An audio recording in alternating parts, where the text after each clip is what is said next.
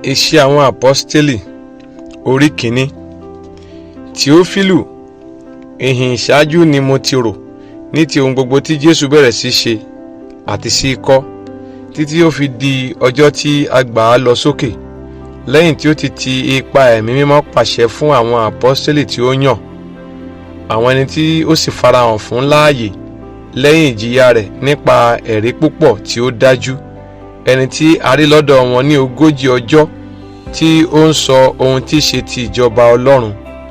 Nígbà tí ó sì bá wọn péjọ, ó pàṣẹ fún wọn kí ó má ṣe kúrò ní Jerúsálẹ́mù, ṣùgbọ́n kí wọn kí ó dúró de ìlérí Baba, èyí tí ó wí pé, ẹ̀yin ti gbọ́ ní ẹnu mi, nítorí nítòótọ́ ni Jòhánù fi omi baptisi, ṣùgbọ́n a ó fi ẹ̀mí mímọ́ baptisi yín kì í ṣe ọjọ́ púpọ̀ láti òní lọ.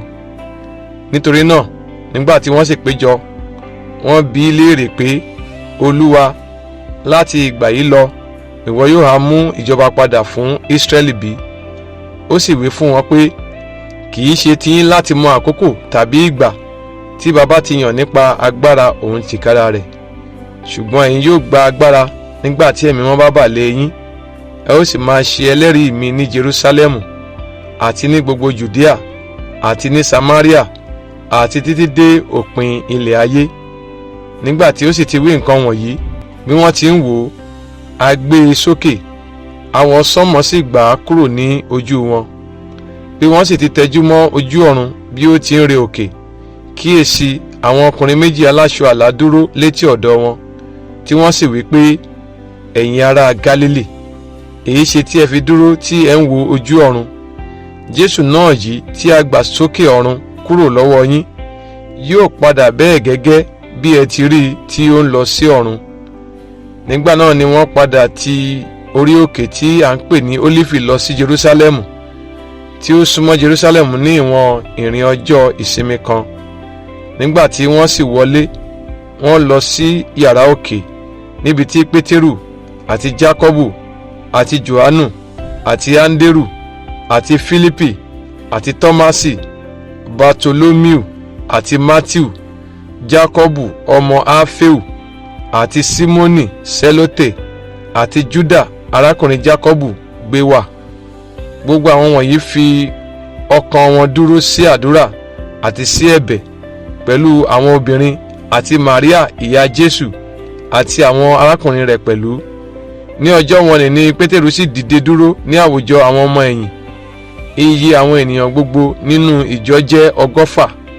Ó ní, ẹ̀yin ará, ìwé mímọ́ kò lè ṣe kí ó má ṣẹ, tí ẹ̀mí mímọ́ ti sọ tẹ́lẹ̀ láti ẹnu Dáfídì ní ti Júdásì, tí ó ṣe amọ̀nà fún àwọn tí ó mú Jésù. Nítorí a kà á kún wa, ó sì ní ìpín nínú iṣẹ́ ìránṣẹ́ yìí.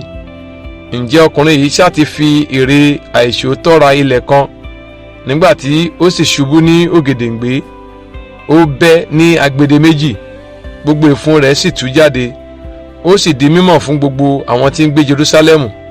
Nítorí náà ni a fi ń pe ìgbẹ́ náà ní Akeldama ní èdè wọn, èyí ni ìgbẹ́ ẹ̀jẹ̀.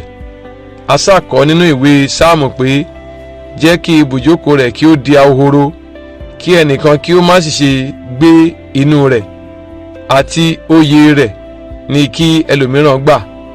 Nítorí náà, nínú àwọn ọkùnrin wọ̀nyí tí wọ́n ti ń bá wa rìn ní gbogbo àkókò tí Jésù Olúwa ń wọlé tí ó sì ń jáde láàrin wa, bẹ̀rẹ̀ láti ìgbà baptísímù Jòhánù wá, títí ó fi di ọjọ́ náà tí a gbé e lọ sókè kúrò lọ́dọ̀ wa, ó yẹ kí ọ̀kan nínú àwọn wọ̀nyí ṣe ẹlẹ́rìí àjíǹde rẹ̀ pẹ̀lú wa.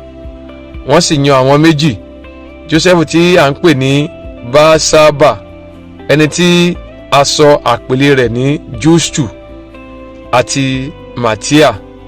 Wọ́n sì gbàdúrà, wọ́n sì wí pé, ìwọ Olúwa, olùmọ̀ ọkàn gbogbo ènìyàn, fihàn nínú àwọn méjì yìí èwo ni ìwọ yàn, kí ó lè gba ipò nínú iṣẹ́ ìránṣẹ́ yìí àti iṣẹ́ àpọ́stélì, èyí tí Júdásì ṣubú kúrò nínú rẹ̀, kí ó lè lọ sí ipò ti ara rẹ̀.